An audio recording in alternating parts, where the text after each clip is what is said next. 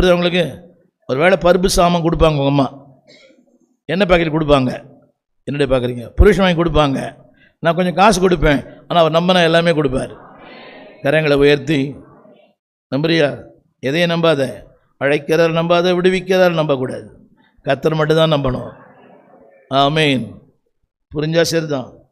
Number 4, அவர் உயிர்த்தெழுதினாலே he gave a power. எனக்கு ஒரு வல்லமை தந்தார். ரோமர் 8:11 முடிக்கிற. ரோமர் 8:11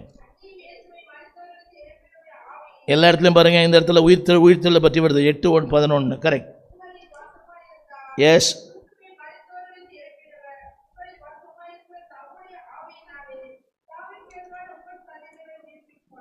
என்ன சொல்லுங்க சொல்லுங்க? அவர் உயிர்த்தெழுந்தினாலே, சத்தமாக சொல்லுங்க, இங்கிலீஷ் பாருங்க. there is a power in my body. எல்லாம் சொல்லுங்க சொல்லுங்க. there is a power in my body, there is a power in my life, there is power in invisible. எல்லாம் சொல்லுங்க. அவர் உயிர்த்தெழுந்த நாட்கள் காரணத்தினாலே கரங்களை உயர்த்தி ஒரு பலன் எனக்கு கிடைச்சது. இயேசு எந்தன் வாழ்வின் பலனானார். திரும்ப படிக்கட்டுமா? எல்லாம் இன்னொரு முறை படிக்கிறேன், கேளுங்க. நானே படிக்கிறேன். 8:11 சொல்லுங்க. இயேசுவை மரித்தோரிலிருந்து எழுப்பினுடைய ஆவி என்னில் வாசமாயிருந்தால், சொல்லுங்க சொல்லுங்க, சாவுக்கேதுவான, கரங்களை உயர்த்தி ஒரு எளிமையாக சொல்ல நம்புகிறேன். இங்கிலீஷ் போட்டிங்க பார்த்தீங்களா? சொல்லுங்க, பவர் இன் மை லைஃப். கரங்களை உயர்த்தி சொல்லுங்க, பவர். அந்த பேய் ஓட்டுற பவர் இல்லை, பவர் பவர் பவர் அந்த பவர் இல்லை, பவர் அந்த பவர் இல்லை.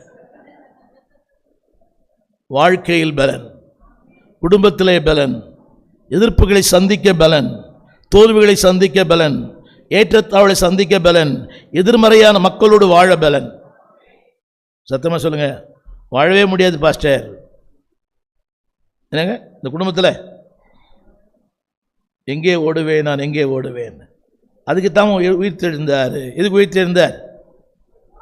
வாழ்க்கையில் பலன் தரது. அவருக்கு தெரியும், நீ அடிக்கடி உடஞ்சிருவ, நீ கண்ணாடி பாத்திரம் தொட்டாசி நீங்கி, நல்லாவே தெரியும். புரியவே மாட்டேதில்ல. அவர் சொல்கிறாரு, நான் உயிர்த்தெழுந்ததே உனக்கு பலன் தரத்துக்கு தான்.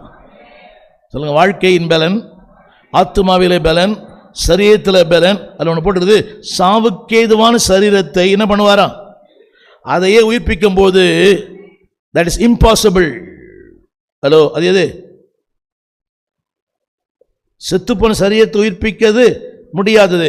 அதை உயிர்ப்பிக்கும் போது, ஆஃப்டர் பிரச்சனை உயிர்ப்பிக்க மாட்டார்.